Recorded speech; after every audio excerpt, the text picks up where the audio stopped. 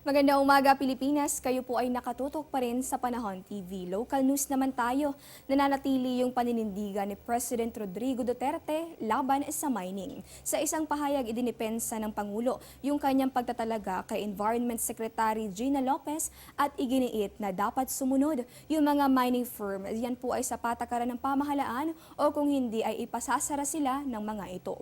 Buwelta nga ng Pangulo hanggang ngayon ay hindi pa naman nalilinis ng isang malaking minahan yung kanyang toxic waste. Dito po yan sa Buwak River sa Marinduque.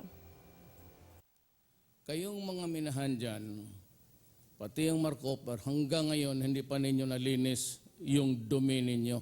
I will not allow it. You only give me 40 billion.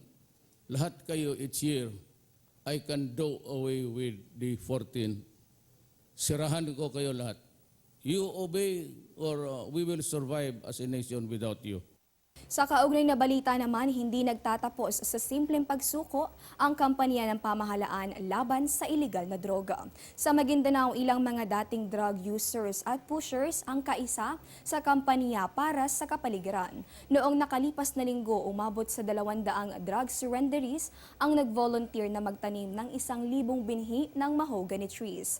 Bukod po sa mabuti na sa kapaligiran, makakabuti rin ito para maituon sa mas kapaki-pakinabang na gawain ang oras ng mga surrenderies. Balak naman makapagtanim pa ng 1 milyong pangbinhi sa kasunod na mga taon.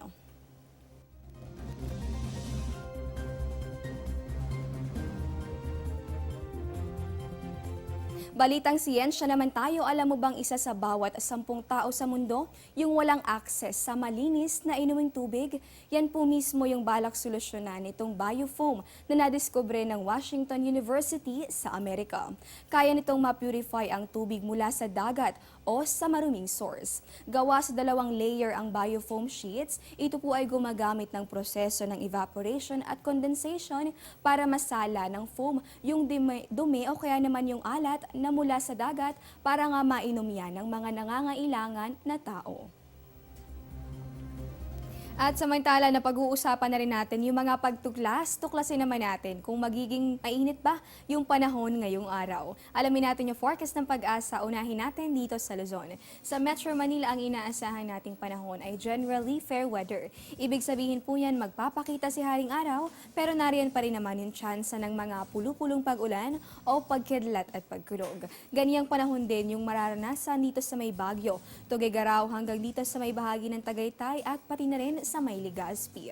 Pero kung kayo po ay naandito sa may Lawag o Olongapo o kaya naman ay dito sa bahagi nitong Puerto Princesa, dahil nga sa may kanlurang bahagi ng ating bansa, inaasahan nating makakaranas pa rin ng tsansa ng mga pag-ulan within the day, dala po yan ng habagat. Check naman natin sa bahagi nitong Visayas, inaasahan natin yung pag-iral nitong pangkalahatang maaliwalas na panahon. Ang kaakibat pong temperatura ng mga ito, yan po ay nasa pagitan ng 25 at posibleng umabot sa 33 degrees Celsius. Panghuli na lamang natin sa bahagi nitong Mindanao, inaasahan din natin itong generally fair weather condition. Ang katumbas na temperatura ngayong araw, inaasahan natin nasa pagitan po yan ng 24 hanggang sa 33 degrees Celsius simula dito sa may Cagayan de Oro, Metro Davao at pati na rin sa may Zamboanga. At sa punto pong ito, silipin natin yung magiging lagay ng panahon sa mga susunod na araw.